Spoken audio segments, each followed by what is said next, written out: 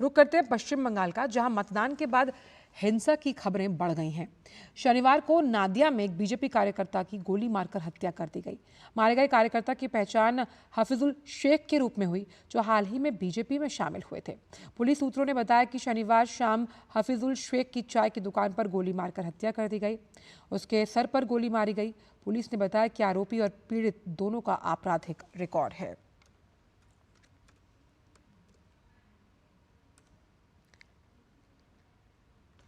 Diamond harbour, Jadavpur, Basirhat, उत्तरी कोलकाता, दक्षिण कोलकाता, जयनगर, मथुरापुर में हुई हिंसा में भाजपा कार्यकर्ताओं के घायल होने और बूथ कर्मी के गोली मारकर हत्या किए जाने पर भाजपा आईटी सेल प्रमुख अमित मालविया ने सोशल मीडिया साइट एक्स पर लिखा कि लोकसभा चुनाव 2024 के दौरान देश भर में एकमात्र राजनीतिक हत्या पश्चिम बंगाल के संदेशखाली से रिपोर्ट की गई है। टीएमसी के गुंडों ने हमारे बूथ कर्मी छोटन सरदार की गोली मारकर हत्या कर दी। दुख की इस घड़ी में बीजेपी परिवार के साथ खड़ी है। डायमंड हार्बर, ममता बनर्जी के भतीजे यहां से चुनाव लड़ रहे हैं। जादवपुर, बशीरहाट, उत्तरी कोलकाता, दक्षिण कोलकाता, जयनगर, मथुरापुर में भाजपा के कई कार्यकर्ता व्यापक हिंसा में घायल हुए, जिसकी वजह से चरण 7 प्रभावित हुआ। ममता बनर्जी पश्चिम बंगाल के लिए कलंक है, उसे जाना ही होगा।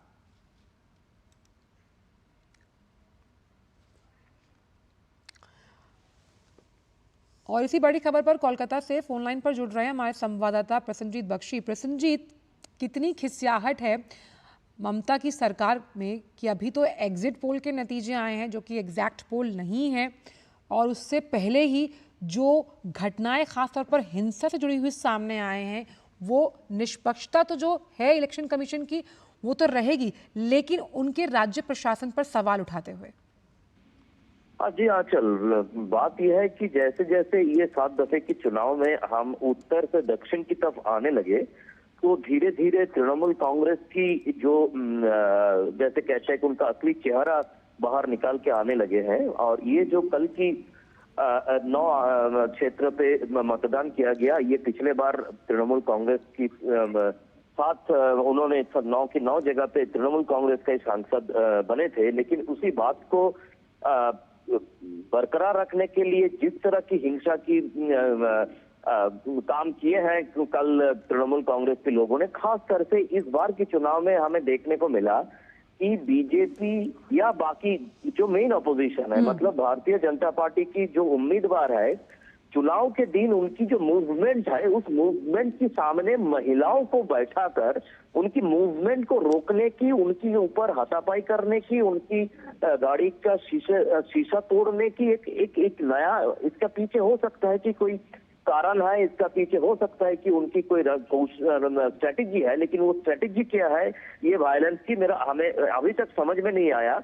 लेकिन ये अलीपुरद्वार से लेकर जब या कोच बिहार में निशित प्रामाणिक को रोकने को लेकर कल यहाँ के चुनाव में चाहे शिलभद्र दत्ता को रोकना, चाहे वो बाकी जगह पे बाकी बीजेपी की, मतलब चुनाव के दिन बीजेपी उम्मीदवारों को रोक दो, उनकी मूवमेंट को रोक दो, और बाकी खाली जगह पे बीजेपी कार्यकर्ताओं के ऊपर जानलेवा हमला करो। ये एक तरीका इस बार तृणमूल कांग्रेस की तरफ से अपनाया गया था। उसी के नतीजे हम लोग देखें कि संदेशखाली में भी वायलेंस, में बाद में हमें पता चल रहा है कि नोदिया में भी शायद एक भाजपा कर्मी के ऊपर गोली चलाया गया, उसकी मौत हो गई।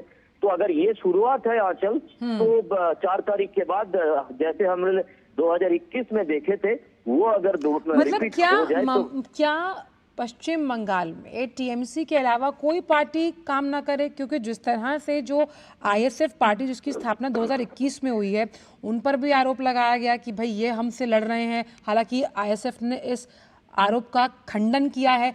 तो क्योंकि ये लोकतांत्रिक संरचना है, यहाँ पर अपनी बात रखने का, कहने का हक सबके पास है। क्या टीएमसी नहीं समझती इस बात को? हक तो है, लेकिन वो लोग हमारे स्टूडियो पे आके और जब डिबेट में बैठते हैं तब दुनिया भर की हमने यहाँ पे एक इनका नाम दिया है भारत भ्रमण। आप अगर इसकी बात करें कि यहाँ पे किस तरह की चुनावी हिंसा है, तो तुरंत लेके जाएंगे हमें मणिपुर, लेके जाएंगे हमें हथरास, लेके जाएंगे हमें बाकी जगह पे। मतलब बंगाल में जो कुछ हुआ है इसके बारे में जो डिबेट करना है, ये डिबेट के ऊपर बात करने के लिए उनके पास कोई भाषा नहीं है। उनके जो ये हिंसा है, हिंसा से बचने की एक ही जगह है, वो मणिपुर में असलियत क्या है, मणिपुर के पीछे क्या क्या है, इसके बारे में नहीं है। मणिपुर की नाम किसी तरह से बीच में लाकर पूरे एकदम टूरिज्म ऑफ इंडिया एक करना कि पूरे देश घूम के आ जाए कि वहां पे क्या हो रहा है। मतलब क्या है कि वहां पे जो हो रहा है हमारे यहाँ पे जस्टिफाई हो जा रहा है, वहां पे अगर कुछ गलत काम है तो हमारे यहाँ का जो गलत काम जो संदेशखाली की महिलाओं के ऊपर हो रहा है वो जस्टिफाइड है। तो ये तृणमूल कांग्रेस की एक तरीका बन गया है।